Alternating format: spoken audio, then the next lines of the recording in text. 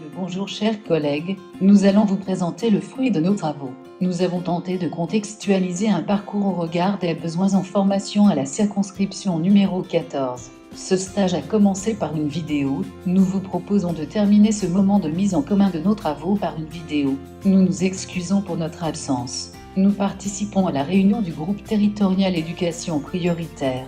Commençons par une histoire. François et Lisiane, jeune couple, sortent d'un cinéma parisien.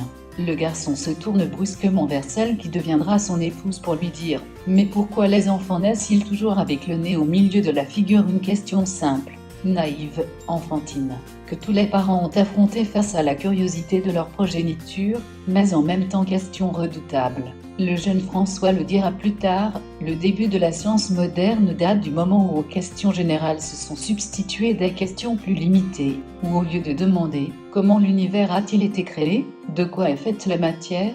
Quelle est l'essence de la vie ?», on a commencé à se demander « Comment tombe une pierre ? Comment l'eau coule-t-elle dans un tube ? Quel est le cours du sang dans le corps ?» Nous sommes en 1939 et le jeune François doit quitter son lycée pour défendre la patrie. Ce n'est que 16 ans plus tard qu'il pourra expliquer comment le message génétique passe des parents à leurs enfants. C'est la découverte du lien entre le génome et les protéines, la découverte de la molécule ADN, acide désoxyribonucléique, qui vaudra quelques 26 ans plus tard à François Jacob, car il s'agit de lui, le prix Nobel de médecine avec André Louwolff et Jacques Monod en 1965. Loin de nous l'idée de nous identifier à des chercheurs capables d'obtenir le prix Nobel. Nous voulions attirer votre attention sur les questions que l'on s'est posées. Nous avons commencé nos échanges de groupe par des commentaires, des constats limités à l'impérieuse nécessité d'accéder à une connexion Internet. Nous étions arrivés à nous dire sans connexion pas de magistère. Nous nous sommes alors rappelés de l'image que nous avait donnée Monsieur Jean-Louis Durper.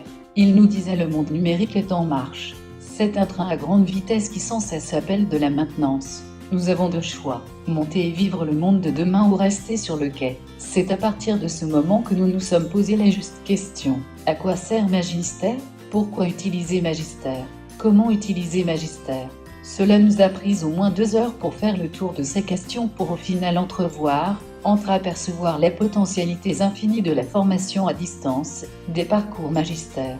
Nous avons tenté de modéliser ce qu'est une formation pour adultes. Nous avons identifié 3 temps importants. Premier temps, la découverte, moment où le contenu de ce qui sera enseigné est présenté. C'est également le moment de faire le point sur les représentations initiales des stagiaires, sur leurs savoirs empiriques. Deuxième temps, l'apprentissage. C'est dans cette phase que le formateur va déployer toutes ses techniques pédagogiques. Encore faut-il qu'elles soient innovantes parce que l'on est dans une formation à distance. Dans cette phase, c'est l'apprenant qui décide s'il désire apprendre ou pas. À la charge du formateur de concevoir la formation la plus attrayante possible et lorsque l'on est à distance d'être capable de maintenir l'effort des participants par le biais des forums, des tuteurs, des échanges. Le troisième et dernier moment fort, l'application. C'est ce que l'on appelle le transfert. Transfert des connaissances, des capacités et des attitudes. C'est à ce moment-là que jouent les interactions entre la théorie et la pratique, la didactique et la pédagogie. Fort de tous ces éléments, nous avons initié une démarche de création d'un parcours à partir d'un exemple disponible sur Magistère.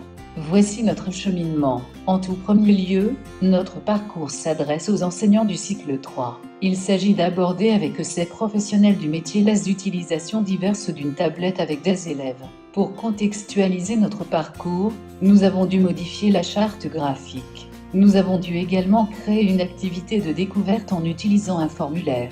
Il nous est apparu essentiel de réduire le nombre de mots, le nombre de phrases. Trop d'infos tue l'info. Nous avons adapté le temps de cette formation distancielle.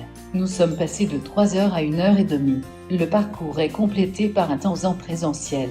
Pour parfaire la commande, nous avons imaginé un parcours utilisable à l'aide d'un disque amovible. À ce jour, vendredi 18 novembre, c'est un important et intéressant chantier qui nous est proposé. Voici la liste des tâches qui nous restent à réaliser. Créer le formulaire pour la phase de découverte, modifier le carnet de bord regard de notre parcours, les diaporamas doivent être recontextualisés, charger les vidéos qui sont dans le parcours initial afin de les rendre disponibles hors connexion. Nous avons eu l'idée de créer une image du parcours et d'y insérer des liens hypertextes absolus. Ceci dans le but de rendre notre parcours accessible quel que soit l'ordinateur sur lequel vous brancherez le disque amovible. Nous vous l'avons dit, C'est un vaste chantier. Nous nous sommes donné jusqu'en janvier 2017 pour le finaliser.